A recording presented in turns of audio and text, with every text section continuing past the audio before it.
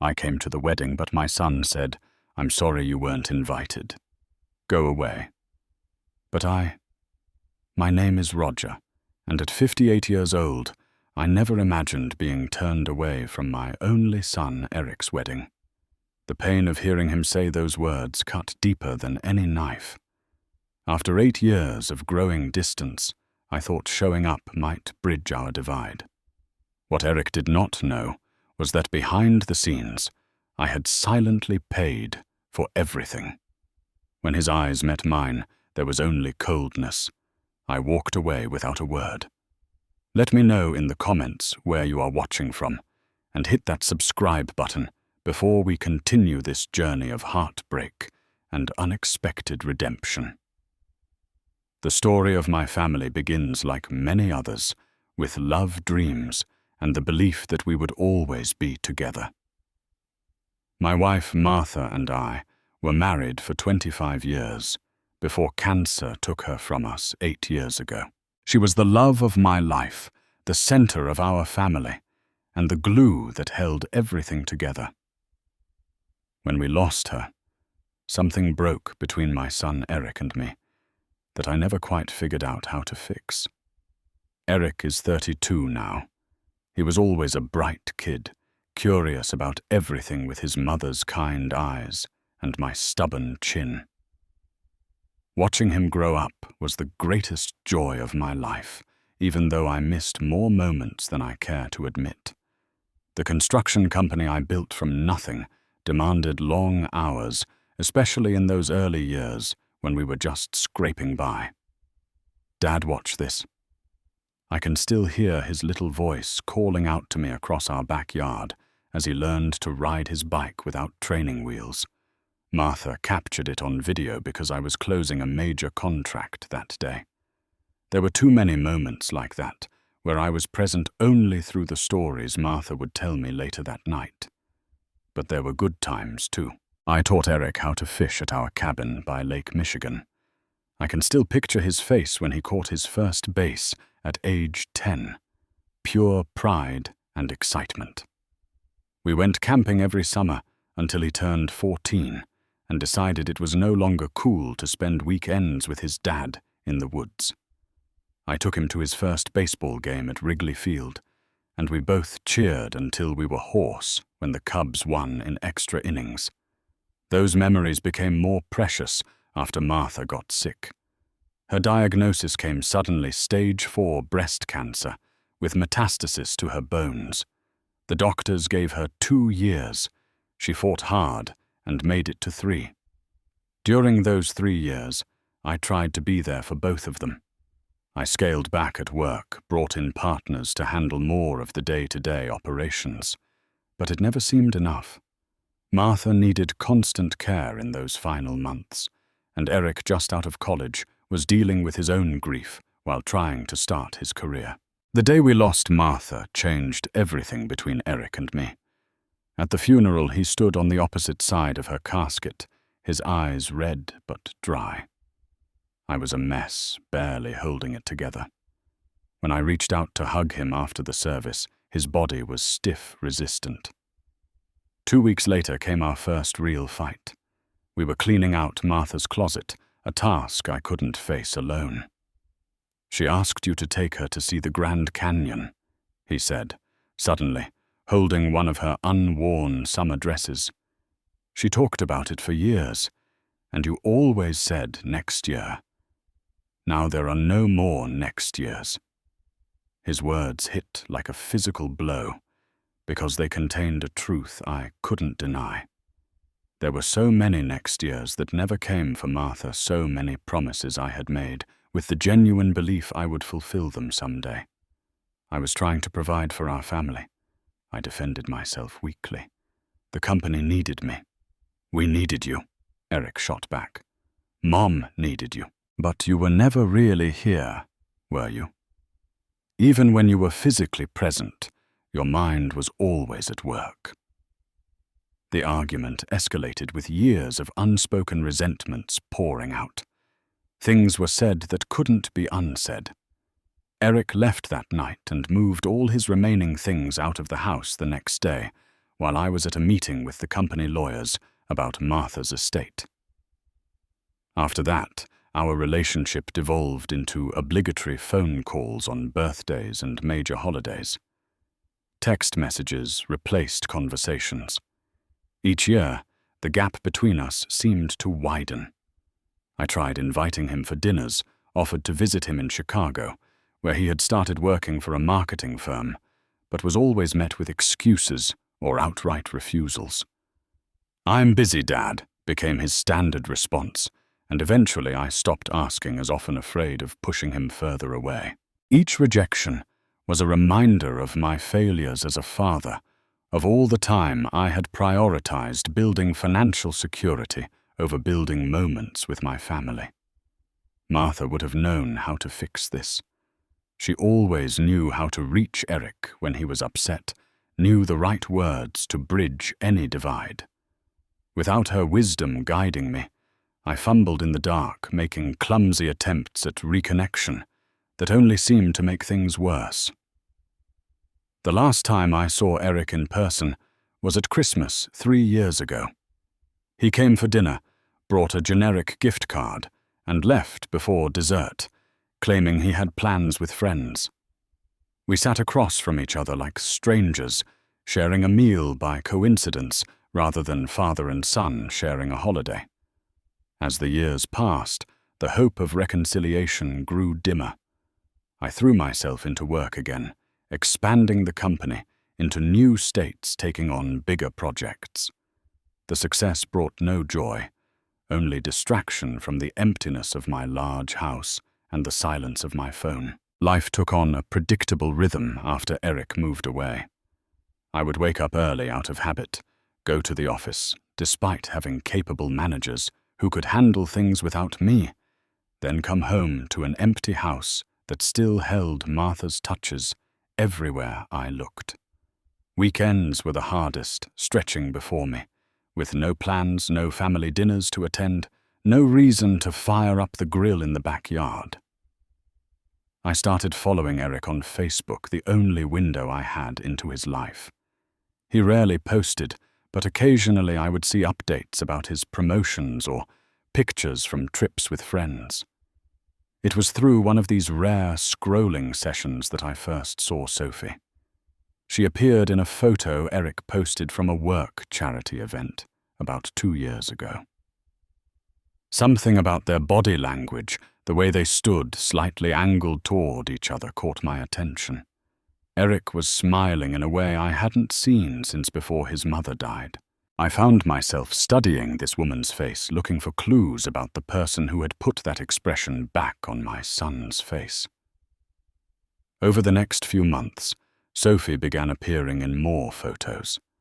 Hiking in Wisconsin, at a Cubs game, outside a restaurant, celebrating Eric's birthday with a group of friends. In each picture, they seemed to grow closer, their happiness more evident. I never commented on any of these posts, not wanting to intrude or risk Eric changing his privacy settings to shut me out completely. I just silently observed, grateful for these glimpses into his life. I tried to learn about Sophie through subtle internet searches. Her last name from a tagged photo led me to her LinkedIn profile. She worked at the same marketing firm as Eric, though in a different department. She had graduated from Northwestern, volunteered at an animal shelter, and according to her public Instagram, loved photography and travel. She seemed accomplished, kind, and most importantly, she clearly made Eric happy. The announcement of their engagement came last Christmas, not through a phone call or even a direct message, but another Facebook update that simply said, "She said yes," with a picture of Sophie showing off a modest diamond ring, Chicago's skyline twinkling behind them. My fingers hovered over the keyboard for almost an hour before I finally commented a simple, "Congratulations to you both, wishing you all the happiness in the world." Eric never responded to my comment, but he didn't delete it either, which I took as a small victory. I sent a text message a few days later. "I'm very happy for you, son. Would love to meet Sophie sometime." The response came 3 days later. Thanks. We're very busy with planning right now. No invitation, no opening for further conversation. I wasn't invited to their engagement party. I only knew it happened because of the photos that appeared afterward. They had held it at a restaurant in Chicago, with what looked like both sets of Sophie's parents in attendance, along with numerous friends. The absence of an invitation hurt, but I had grown used to being excluded from Eric's life. Then came the coincidence that changed everything. I was having dinner alone at Porter's Steakhouse, a place Martha and I used to frequent for special occasions when I overheard a couple at the next table mention the name Sophie Hartwell. My attention immediately focused on their conversation. "I'm just so thrilled about Sophie and Eric," the woman was saying. "The wedding plans sound wonderful. September at the Lakeside Gardens venue." I recognized Sophie's name immediately, and the mention of Eric confirmed my suspicion. These must be Sophie's parents. Before I could stop myself, I turned toward their table. "Excuse me," I said, my voice slightly shaky. I couldn't help overhearing. "Are you talking about Eric Marshall?" They looked surprised but nodded. "Yes, he's engaged to our daughter Sophie," the man replied. "Do you know Eric?" The moment stretched between us as I considered how to answer. "I'm Roger Marshall," I finally said. "Eric's father." The shock on their faces told me everything I needed to know before they even spoke. "Eric's father," Sophie's mother repeated. Her brow furrowed in confusion. "But Eric told us his father passed away several years ago." The words hit me like a physical blow. My son had told his future in-laws that I was dead. The pain of this discovery must have shown on my face because Sophie's parents, John and Patricia Hartwell, as they later introduced themselves, immediately invited me to join them. Over the next hour, I learned that Eric had constructed an elaborate story about losing both parents, his mother to cancer and his father to a heart attack 2 years later. He spoke of me fondly in these fabrications, painting the picture of a close relationship cut tragically short. The irony was almost too much to bear. "We had no idea," John said, clearly uncomfortable with the situation they had stumbled into. "Sophie might know the truth, but she's never indicated otherwise when Eric talks about his late father. Our relationship has been complicated since his mother died." I admitted not wanting to share too many personal details with strangers, regardless of their future connection to my son. But I never imagined he would tell people I was dead. Patricia reached across the table and patted my hand. There must be some explanation. Perhaps it was easier for Eric than explaining a difficult situation.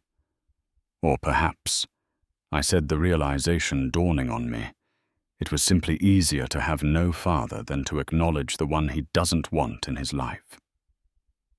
The conversation turned to the wedding plans. The Hartwells were gracious, despite the awkward circumstances, sharing details about the September ceremony. They mentioned that Eric and Sophie were struggling to afford the wedding they wanted, with the venue deposit alone stretching their budget. As I drove home that night, my mind raced with thoughts. My son had erased me from his narrative so completely that he preferred to tell people I was dead. Yet here was a chance, perhaps my last chance, to be part of a significant moment in his life, even if he didn't want me there. By morning, I had made my decision. I would find a way to help with the wedding, whether Eric knew about it or not. Maybe this gesture could begin to bridge the chasm between us. Or maybe it would just give me the peace of knowing I had tried one last time to be the father he needed. The idea came to me during a sleepless night after meeting the Hartwells. If Eric wouldn't accept my presence in his life, perhaps he would unknowingly accept my help. The wedding was clearly important to him and Sophie, and according to her parents, they were struggling with the costs. I had the means to ensure they had the celebration they wanted, without the financial stress. The next morning I called Patricia Hartwell, whose number I had gotten during our dinner conversation. I explained my idea, half expecting her to refuse. "I want to help with the wedding expenses," I said, anonymously. "Eric doesn't need to know the money came from me." There was a long pause before she responded. "That's very generous, Roger. But are you sure this seems like something you and Eric should discuss directly?" "I've tried direct discussions for 8 years," I explained. "They never end well. This isn't about getting credit or forcing a reconciliation. I just want to do something for my son on one of the most important days of his life." After some consideration, Patricia agreed to help facilitate my plan. She put me in touch with the wedding planner Sophie, and Eric had hired a woman named Diane, who ran a boutique event company in Chicago. With Patricia's introduction, I was able to approach Diane with my unusual request. "I understand this isn't conventional," I told Diane during our first phone call, "but I want to cover the costs of my son's wedding without him knowing the money came from me." Diane was understandably hesitant. "Mr. Marshall, I typically work directly with the couple or their families with full transparency." "I know it's asking a lot," I acknowledged, "but there are complicated family dynamics at play. My son and I are estranged, but I want him to have the wedding of his dreams without financial worry." After assuring her that everything would be legally and ethically handled with proper contracts and payments, Diane cautiously agreed to the arrangement. We set up a system where I would receive anonymized invoices and my payments would be processed through Diane's company as coming from an unnamed family benefactor. Over the next few months, I received updates about the wedding plans. Eric and Sophie had chosen Lakeside Gardens, a beautiful venue on the shore of Lake Michigan. They wanted a live band, gourmet catering and floral arrangements featuring Martha's favorite flowers, a detail that brought tears to my eyes when I learned of it. Each invoice that came represented another piece of their special day that I could help make possible. In total, I ended up covering almost 80% of the wedding expenses. The venue catering music, flowers, photography, and even the honeymoon suite at the Four Seasons. I had the financial means to do it without strain, and each payment felt like a small way of being present in Eric's life, even if he didn't know it.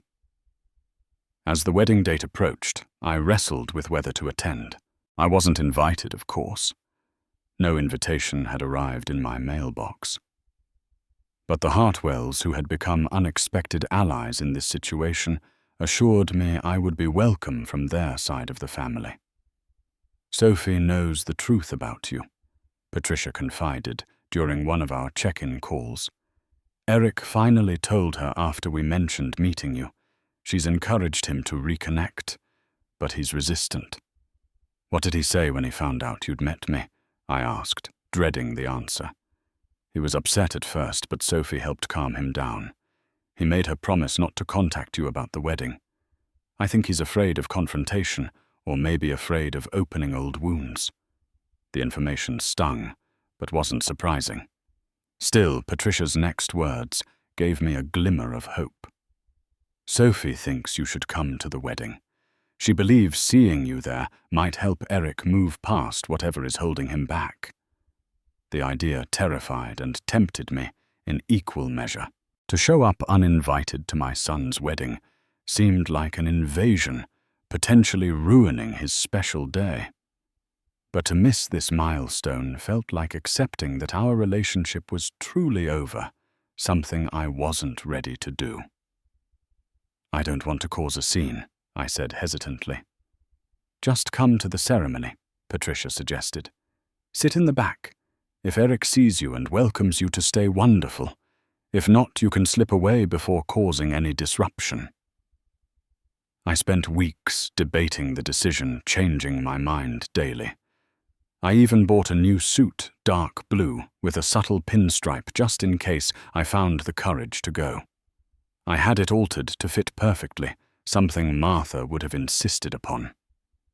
"If you're going to do something, Roger, do it properly," I could almost hear her say.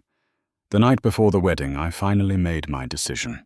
I would go not to force a reconciliation or make the day about our troubled relationship, but simply to witness this important moment in my son's life, even if from a distance. I would bring a card and gift, prepare a few words of blessing in case I was allowed to offer them, and be ready to leave quietly if my presence wasn't welcome.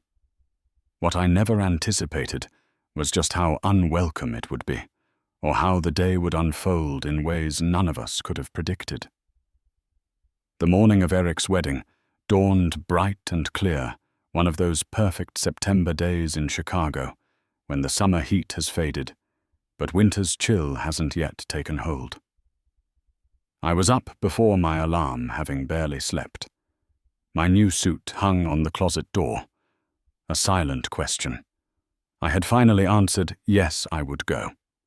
I showered and shaved with extra care, noticing how the silver at my temples had spread across my entire head since Martha's passing. She never saw me go grey, one of countless small griefs that accumulated over the years without her. The gift I had chosen for Eric and Sophie sat wrapped on my dresser.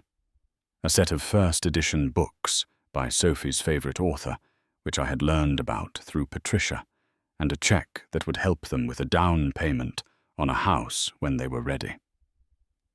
The card contained only a simple message wishing you both a lifetime of happiness. With love, Dad. I had rewritten it a dozen times, trying to find words that wouldn't intrude or demand, but would simply offer blessing. The drive to Lakeside Gardens took 45 minutes from my home in the suburbs. I deliberately arrived just 15 minutes before the ceremony was scheduled to begin, hoping to slip in unnoticed among the other guests. The venue was stunning, with floor-to-ceiling windows overlooking the shimmering lake, elegant floral arrangements of white roses and blue hydrangeas, and a string quartet playing softly in the corner. Every detail was exactly as it should be, in part thanks to my financial contribution, though no one except the Hartwells and the wedding planner knew that. I saw Patricia first elegant in a pale blue dress, arranging place cards near the entrance to the reception hall. Her eyes widened when she spotted me, and she hurried over. "Roger, you came," she said, giving me a brief hug. "I'm glad, truly." "I'm not sure if I should be here," I admitted, already feeling like an intruder, despite having paid for much of what surrounded us. "Where should I sit for the ceremony?" "Somewhere in the back, I assume." Patricia glanced around nervously. "John is with the groomsmen now, including Eric. The ceremony starts in 10 minutes. Perhaps just find a seat in the last row on either side. Sophie's family is technically on the left, but honestly, they've encouraged guests to sit wherever they prefer." I nodded and was about to move toward the ceremony space when a familiar voice stopped me cold. "Dad, what are you doing here?" I turned to find Eric staring at me, his expression a mix of shock and something harder to define. He looked so handsome in his tuxedo, so much like a younger version of myself, that it momentarily took my breath away. For a fleeting second, I saw the little boy, who used to run into my arms when I came home from work, before years of missed moments and Martha's death created this gulf between us. "Eric," I said, my voice catching slightly, "you look incredible. I wanted to see you get married." His face hardened. "You weren't invited." The words hit like a slap, though I had known this moment might come. "I know.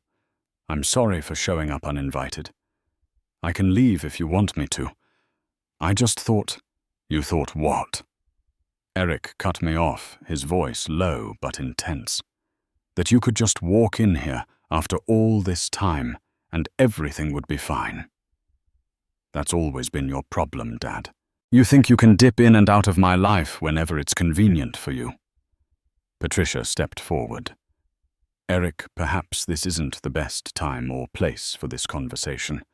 Your guests are arriving, and the ceremony will begin soon. Eric barely glanced at her.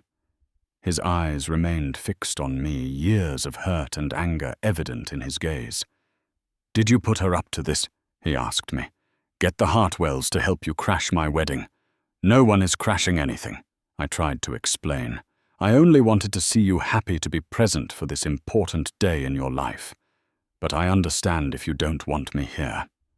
A young man appeared beside Eric, placing a steadying hand on his shoulder. Everything okay here, buddy? We need to get in position. Eric took a deep breath. When he spoke again, his voice was controlled but cold. I'm sorry, Dad, but you weren't invited for a reason. Please leave. I don't want to make a scene on my wedding day, but I need you to go. I felt as if all the air had been pressed from my lungs. Despite preparing myself for rejection, the reality of it was still devastating. I nodded slowly, not trusting myself to speak without my voice breaking. Of course, I finally managed. I shouldn't have come. I'm sorry.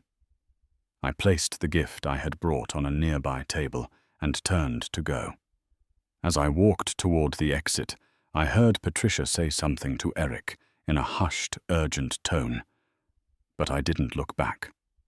My vision blurred with unshed tears as I pushed through the venue doors into the bright September sunshine that now seemed to mock my pain. In my car, I sat motionless, hands gripping the steering wheel as I tried to process what had just happened. The final rejection. The look in my son's eyes that told me he saw me not as his father, but as an unwelcome intrusion in his life. I had told myself I was prepared for this outcome, but nothing could have prepared me for how it actually felt. The drive home passed in a haze of hurt and mounting anger. By the time I pulled into my driveway, my sadness had crystallized into something harder, sharper. If Eric wanted me completely removed from his life, perhaps it was time I honored that wish entirely. I entered my empty house, the silence pressing in around me like a physical weight. My suit jacket came off first, tossed over the back of a chair, in a way Martha would have gently scolded me for.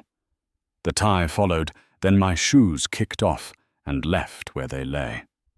Each discarded item felt like shedding a piece of the facade I had maintained, the hopeful father still believing reconciliation was possible. In my home office, I poured myself 3 fingers of the expensive scotch I usually saved for closing big contracts. The burn of the first sip did nothing to dull the sharper pain in my chest. On my desk sat the folder containing all the information about the wedding payments, copies of contracts with Diane's company receipts, bank transfers. I'm sorry, Dad, but you weren't invited for a reason. Eric's words replayed in my mind, each repetition stoking the embers of hurt into flames of indignation. I had respected his space for years, made myself available without pushing, reached out on holidays and birthdays with no expectation of meaningful response. And now I had silently provided the means for him to have the wedding of his dreams, asking nothing in return, not even acknowledgement. Yet he couldn't even tolerate my presence for a single day. The scotch was half gone when the idea formed, crystallizing from the swirl of hurt rejection and nascent anger. If Eric truly wanted nothing to do with me, then perhaps he shouldn't be benefiting from my generosity either. The thought brought a bitter taste that even the expensive scotch couldn't wash away. I reached for my phone before I could reconsider. Diane answered on the 3rd ring.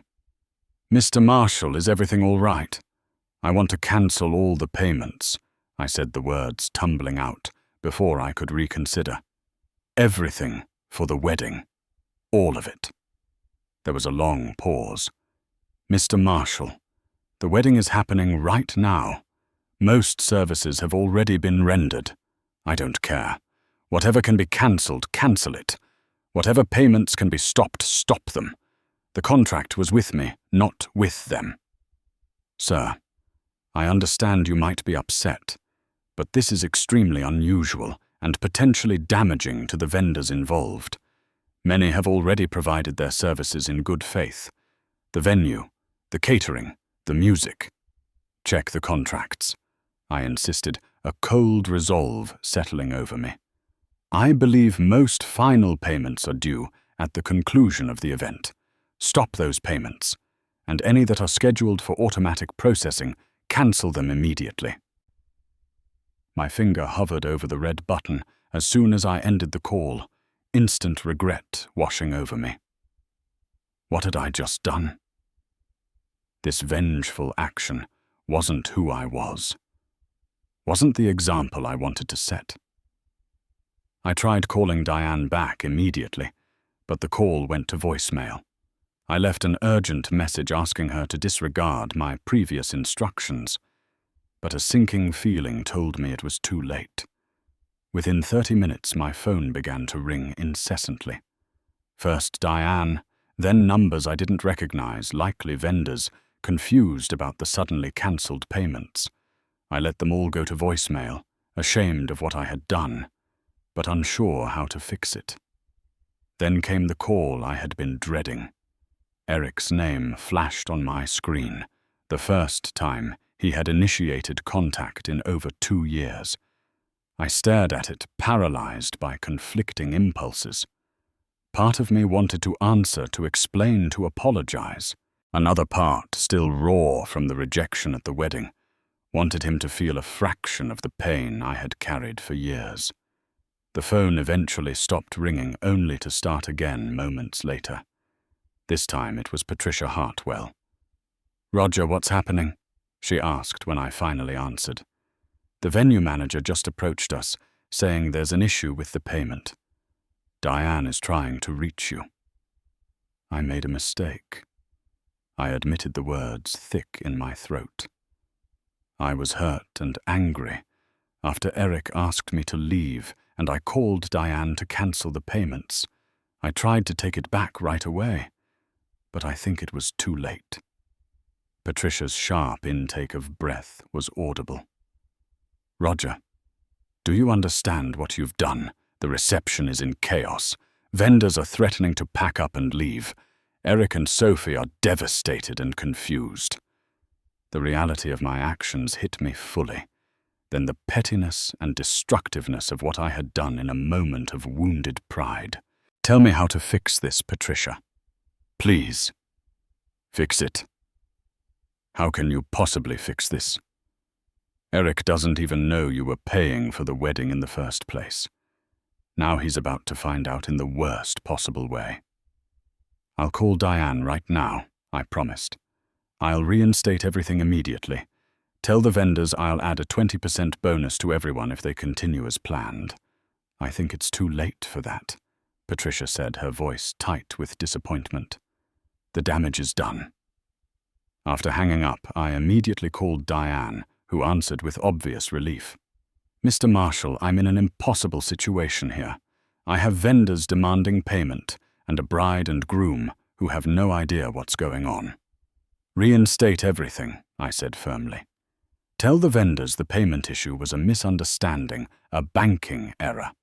I'll cover any late fees or additional charges, and add a 20% gratuity to each vendor as my apology for the confusion." "I'll try," Diane said dubiously. "But some vendors have already started packing up. The caterers are threatening to take the food back, and Eric and Sophie are asking questions I don't know how to answer." The situation was spiraling out of control far beyond what I had anticipated in my moment of spite. I had wanted Eric to know I wasn't a doormat he could dismiss at will, but I had never intended to ruin his wedding day or hurt Sophie, who had done nothing wrong. "Tell them whatever you need to right now to keep things going," I instructed Diane. "I'm taking full responsibility for everything. In fact, I'm coming back to the venue now to fix this in person," as I rushed to change back into my suit. My phone lit up again. This time it was a text message from Eric. "I know what you did. How could you?" There was no good answer to that question. No justification that wouldn't sound hollow and petty. I had acted out of hurt and anger emotions that had been building for years, but had no place erupting on his wedding day. As I headed back to Lakeside Gardens, driving too fast on roads now glistening with early evening rain, I had no illusions about what awaited me. I had likely destroyed any chance of reconciliation with my son. But I had to try to mitigate the damage I had caused to ensure that despite my momentary lapse in judgment, Eric and Sophie would still have their special day. What I didn't expect was for them to be waiting for me when I arrived, or for the confrontation that would finally bring 8 years of unspoken truths into the open. The parking lot at Lakeside Gardens was still full when I arrived, which I took as a hopeful sign that the reception was continuing despite my disastrous intervention. I parked haphazardly, not caring if I received a ticket or even if the car was towed. My only focus was on getting inside and fixing the mess I had created. As I approached the entrance, I saw them immediately. Eric and Sophie stood just outside the main doors, still in their wedding attire. Sophie's elaborate updo was coming slightly undone, tendrils of blonde hair, framing a face tense with concern. Eric's bow tie hung loose around his neck, his expression thunderous as he spotted me walking toward them. "What the hell were you thinking?" he demanded, as soon as I was within earshot, not bothering to lower his voice. A few departing guests turned to stare. "Eric, I'm so sorry," I began, but he cut me off with a sharp gesture. "Save it. Do you have any idea what you've done? You ruined our wedding reception. Vendors packing up in the middle of dinner.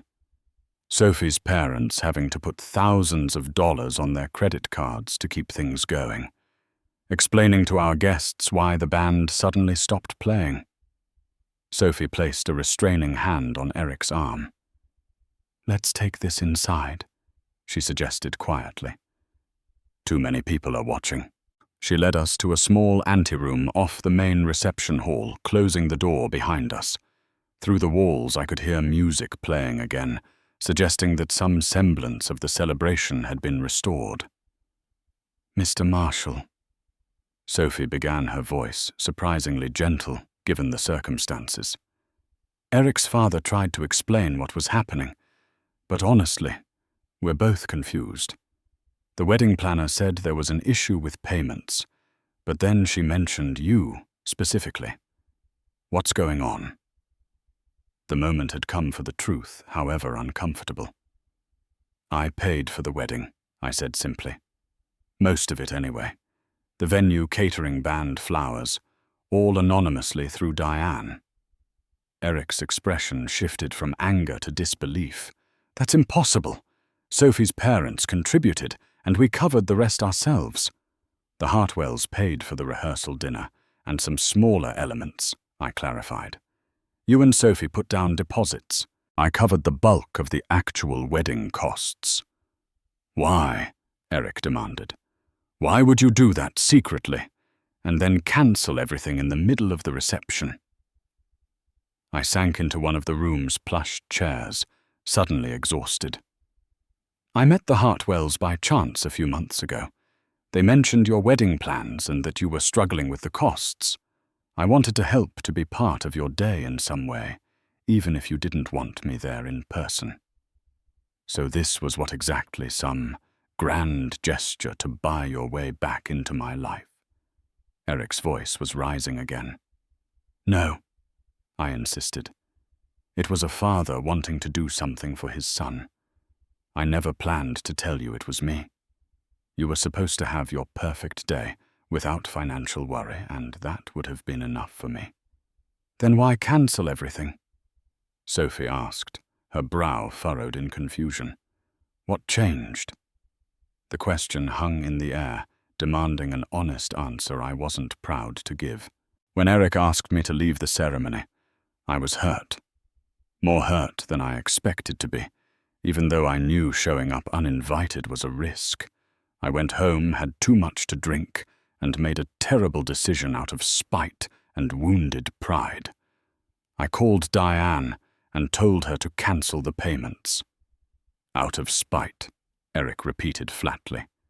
You tried to ruin our wedding because your feelings were hurt. I tried to take it back almost immediately, I said, though I knew it was a weak defense. I called Diane right back, but the damage was already done. I'm here now to fix it, to make it right. I've told Diane to reinstate everything with a bonus to all vendors for the trouble. Sophie took a seat across from me, gathering her elaborate dress carefully. Why is there so much hostility between you two? Eric hardly ever talks about you, and when he does, it's always so vague. I looked at my son standing rigid by the door, as if prepared to flee at any moment. That's a long conversation, one we've been avoiding for 8 years. Well, you've effectively hijacked our wedding reception, Sophie said with surprising composure. So it seems we finally have time for that long conversation. Eric remained by the door, arms crossed defensively. There's nothing to talk about. He was never there when it mattered. Mom died while he was closing some deal in Detroit. He missed her final moments because a client meeting was more important. The accusation landed like a physical blow, familiar, but no less painful for having heard it before. That's not true, Eric. I was at the hospital every day for the last 2 weeks. I stepped out for one conference call 1 hour, and she took a sudden turn. The doctors had said she was stable. Convenient excuse, Eric muttered. It's not an excuse, I insisted. It's what happened. I have lived with the guilt of not being in that room when she passed every day since. But I was there for her, through the treatments, the surgeries, the recoveries. I was there. You were physically present sometimes, Eric acknowledged, but your mind was always elsewhere, always on the next project, the next bid, the next expansion. Mom knew it too. Your mother understood what I was trying to build. I countered, feeling defensive despite knowing this conversation needed honesty, not justifications. I was trying to secure our future, your future. We didn't need a secure future, Eric shot back. We needed a present father. Sophie had been watching our exchange carefully. Eric, she said softly, is that why you told me your father had died? Because it was easier than explaining all this pain. Eric's shoulders slumped slightly, the first crack in his angry facade. I told you he was dead because that's how it felt. After Mom died, he might as well have been a ghost, for all he was part of my life. That's not fair, I protested. I tried to stay connected. You were the one who pulled away, who stopped returning calls, who made excuses not to get together. Because it hurt too much. Eric exploded, years of suppressed emotion finally breaking through. It hurt to be around you and see how easily you moved on with your life after she died. Back to work, back to the company, as if nothing had changed. While I was drowning in grief, you were signing new contracts and breaking ground on development projects. His words stunned me into momentary silence. Was that how he had seen it? My retreat into work as moving on rather than the desperate attempt to outrun my own grief, that it had truly been Eric, I said carefully. I didn't move on. I buried myself in work because it was the only way I knew to keep functioning. Every room in our house reminded me of your mother. Every family photo, every holiday, every empty space at the dinner table was a reminder that she was gone. Work was the only place I could breathe without feeling like I was betraying her memory just by continuing to live. Eric's expression flickered uncertainty, replacing anger for a brief moment. You never said any of this. When would I have said it? You barely spoke to me after the funeral, and I didn't know how to reach you through your grief when I was barely managing my own. Sophie reached for Eric's hand, tugging him gently until he reluctantly took the seat beside her. It sounds like you both were grieving in different ways and misinterpreted each other's coping mechanisms, she observed. Eric, you saw your father's focus on work as abandonment, while you were actually seeing his way of dealing with loss. The simple truth of her assessment hung in the air between us. How many years of estrangement could have been avoided if we had managed to have this conversation sooner? Why did you really come to the wedding today? Eric asked, his voice quieter now. After all this time, why show up uninvited?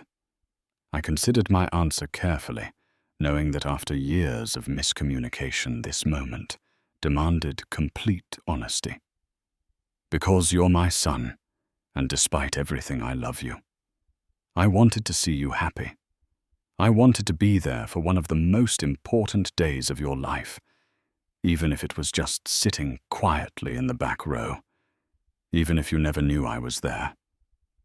But I would have seen you, Eric pointed out. Yes, I acknowledged, and I was prepared for you to be angry. I just wasn't prepared for how much it would hurt to be sent away. All these years I told myself that you just needed time and space. Today made me realize that maybe you simply don't want me in your life at all. Eric looked away, staring at the patterned carpet. I don't know what I want. That's the truth. Part of me has been so angry for so long that it became comfortable familiar, easier than dealing with the complicated reality. Sophie squeezed his hand. Sweetheart, you know this isn't healthy. We've talked about it before. Your father is here now trying to make things right, however imperfectly. Eric remained silent for a long moment before finally meeting my gaze again. Why didn't you just tell me you were paying for the wedding? Why all the secrecy? Would you have accepted if I had offered directly? I asked. His slight grimace was answer enough. I thought so, I said. I knew you wouldn't take what you would see as charity from me. But I wanted to do this for you without strings or expectations. It wasn't about buying forgiveness or forcing a relationship. It was just a father wanting to give his son a beautiful day. Sophie looked between us, then stood decisively. I'm going back to our guests for a few minutes. You two need to continue this conversation alone, and I need to check that the reception is back on track. Roger. I assume everything has been sorted with the payments. I nodded. Yes, everything should be reinstated by now, with apologies and additional compensation to the vendors, and I'll cover any expenses the Hartwells incurred during the confusion. After Sophie left, an uncomfortable silence filled the room. Eric and I had spent so many years communicating through brief texts and obligatory holiday calls that sitting face to face with all our unspoken grievances finally in the open felt foreign and frightening. I don't know how to fix this, I finally admitted. I don't know if it can be fixed, but I am truly sorry, Eric. Not just for today, but for all the ways I failed you after your mother died, for not knowing how to help you through your grief because I was so lost in my own. Eric's defensive posture gradually softened. I'm sorry, too. He said the words seemingly difficult to form. For shutting you out completely, for telling Sophie's family you were dead. That was cruel. It wasn't full forgiveness or reconciliation, but it was the first genuine exchange we had shared in 8 years. A tiny opening that might, with care and patience, widen into something like a relationship again. Should we go back to your reception? I suggested tentatively. I'm sure people are wondering where the groom is. Eric hesitated, then nodded. I guess we should. But Dad, this conversation isn't over. We have a lot more to talk about. I know. I agreed. But maybe that's a good thing. As we walked back toward the reception hall, an unlikely peace settled between us. Not the easy closeness we had shared when he was a child, but something fragile and new built on the ruins of what had been broken. It wasn't perfect, but it was a beginning. And as we rejoined the celebration, Sophie's radiant smile at seeing us together told me that perhaps, just perhaps, there was still hope for healing the wounds we had both been carrying for far too long. The remainder of the reception unfolded like a dream sequence, surreal in its sudden shift from disaster to celebration. When Eric and I walked back into the main hall together, the band was playing again. Guests were dancing, and there was little evidence of the chaos that had erupted earlier. Diane had worked miracles, it seemed, smoothing over the payment confusion with remarkable efficiency. Sophie immediately pulled Eric onto the dance floor, leaving me standing somewhat awkwardly at the edge of the room. I was contemplating finding a quiet corner to observe from when Patricia Hartwell appeared at my side. "Well, you certainly know how to make an entrance, Roger," she said, though her tone held more weariness than anger. "And an exit, and then another entrance." "I'm so sorry for the disruption," I said sincerely. "I've made arrangements to cover everything, including any expenses you and John incurred during the confusion." Patricia waved away my concern about the money. "The important question is, did you and Eric talk?" "Really talk. We did." I confirmed watching my son spin his new wife across the dance floor. For the first time in years, we actually talked instead of just exchanging accusations. I think it might be a start." "Good," Patricia said firmly. "That boy has been carrying around his grief and anger for too long. Sophie sees it, even when he tries to hide it from her." The song ended, and to my surprise, Eric and Sophie made their way directly to where Patricia and I stood. "Dad," Eric said, the word still sounding strange on his lips after so long. "Sophie thinks you should join us for the father-daughter dance. Her dad will dance with her, and then halfway through we thought maybe you and I could, I don't know, have a moment on the dance floor too, if you want." The unexpected invitation caught me completely off guard. "Are you sure this is your day, Eric? I don't want to intrude any more than I already have," Sophie answered before Eric could. "We're sure. Our wedding day should be about family coming together, all family. Besides, after the drama earlier, our guests could use a heart-warming moment." And so, in a turn of events I could never have predicted, that morning I found myself on the dance floor with my son, while Sophie danced with her father nearby. We didn't really dance so much as sway awkwardly side by side, both too conscious of the eyes watching us. But it was something. A public acknowledgement that whatever had been broken between us might not be beyond repair. "I'm sorry I said you weren't invited," Eric said quietly as we moved to the music. "And I'm sorry I told Sophie's family you were dead. That was unforgivable." "No," I countered. "Not unforgivable. Hurtful, yes, but I understand it was easier than explaining our complicated situation." Eric looked at me directly, his eyes so much like his mother's that it made my heart ache. "We need to find a better way forward. For Sophie's sake, for our sake. Maybe even for Mom's sake." "I'd like that," I said simply, afraid to say more and break the fragile moment. The remainder of the evening passed in a blur of cautious conversations and tentative connections. I met Eric's friends, spoke with Sophie's extended family, and even shared a surprisingly pleasant conversation with John Hartwell about our shared passion for fishing. It wasn't the easy comfort of belonging, not yet, but it was far more than I had dared to hope for when I had driven to the wedding that morning. As the reception wound down, Eric and Sophie prepared to leave for their hotel. The traditional send-off line formed guests holding sparklers to light their path to the waiting car. I hung back, uncertain of my place in this final wedding ritual. Just before they reached the door, Eric stopped and scanned the crowd, his eyes finding mine in the dimness beyond the sparkler light.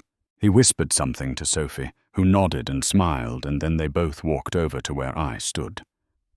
"Thank you," Eric said, his voice low enough that only I could hear. "For everything. The wedding. Coming today. Not giving up on me, even when I gave you every reason to." Before I could respond, he hugged me briefly but firmly, the first physical contact we had shared in years. It was quick, almost perfunctory to an outside observer, but to me it felt like the breaking of a dam. "We'll talk when we get back from our honeymoon," Sophie promised, kissing my cheek. "Sunday dinner at our place, okay?" I could only nod, emotion making speech impossible. They rejoined their sparkler pathway, running hand in hand to their car, while their friends cheered and tossed flower petals. I watched until the taillights disappeared down the drive, still stunned by the unexpected turn the day had taken. Patricia found me again as the guests began to disperse. "You're coming to the post-wedding brunch tomorrow, right 11 o'clock, at the hotel restaurant." "I wasn't invited," I reminded her gently. She rolled her eyes. "After today, I think we've established that the guest list is flexible. Besides, Eric asked me specifically to make sure you would be there." Eric had asked for me. The simple fact felt monumental. The following morning, I arrived at the brunch precisely at 11, nervous but hopeful. Eric and Sophie were already there, looking tired but happy as they greeted their overnight guests. When Eric saw me, he raised a hand in acknowledgement, and after a moment's hesitation pointed to an empty chair at his table.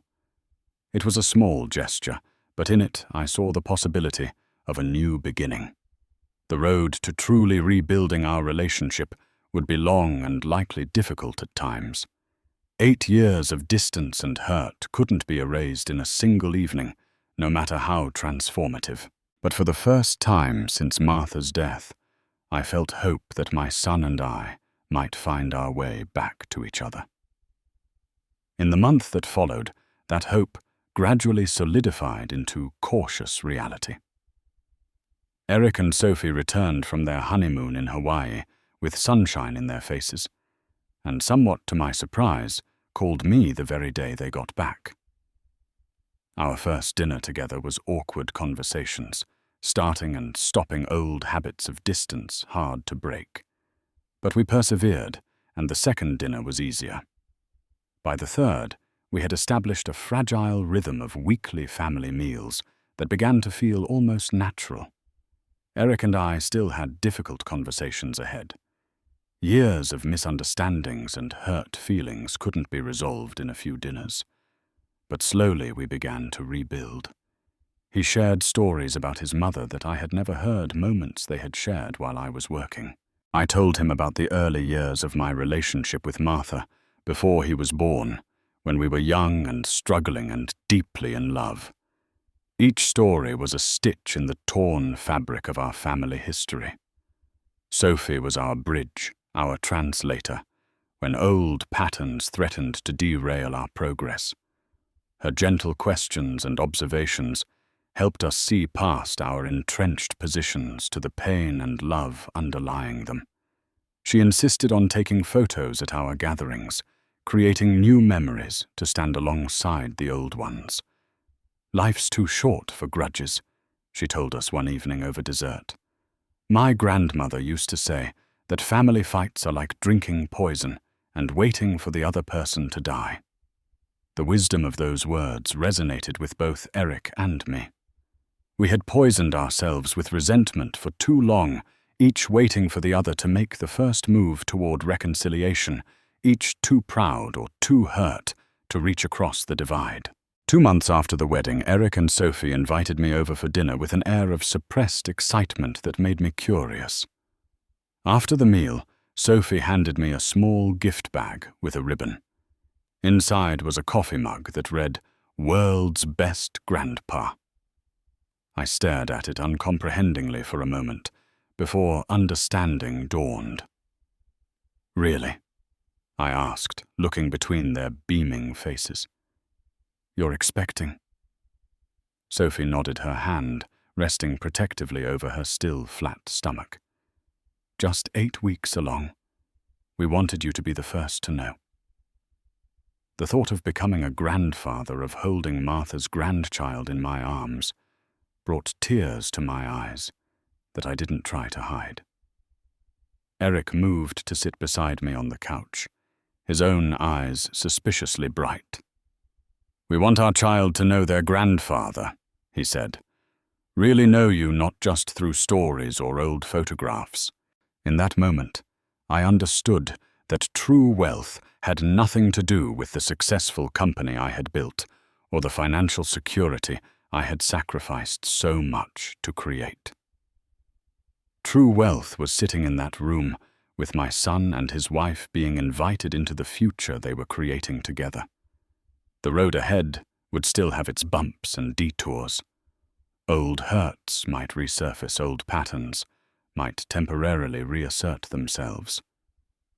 But we had found our way back to each other, my son and I, through the most unlikely of circumstances. A wedding I crashed payments, I vindictively cancelled, and a long overdue conversation that should have happened years earlier. I now know that time is the most precious resource we have, not money. You cannot buy back missed moments or stockpile relationships for future use.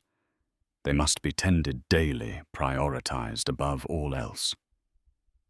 This is the lesson Martha always tried to teach me, and one I finally learned through nearly losing my son completely. Sometimes life gives us second chances we don't deserve. The trick is recognizing them when they appear and having the courage to grasp them with both hands. I almost let mine slip away through pride and hurt feelings. I'm grateful every day that somehow through a series of events, both terrible and wonderful, my son and I found our way back to each other. So if there's someone in your life you've lost touch with, someone a misunderstanding or hurt feelings has separated you from, don't wait for the perfect moment to reach out. That moment may never come. Take the imperfect chance you have today. Have you experienced a family estrangement that was eventually healed? What helped you bridge that gap? Share your story in the comments below, and don't forget to subscribe and like this video if it resonated with you. Remember, it's never too late to begin again, even when it seems all hope is lost. Thank you for listening to my story today.